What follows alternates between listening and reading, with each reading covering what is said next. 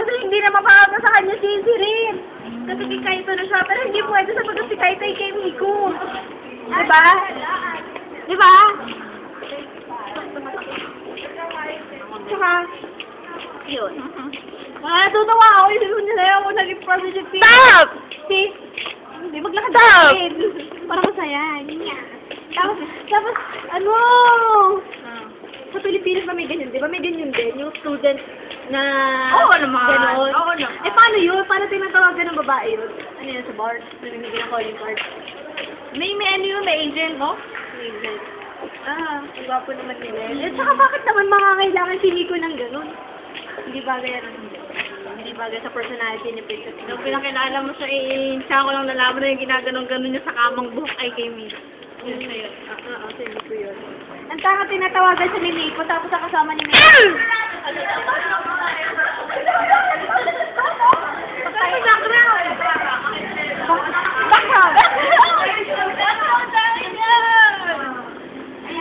Hindi yan picture. It's video.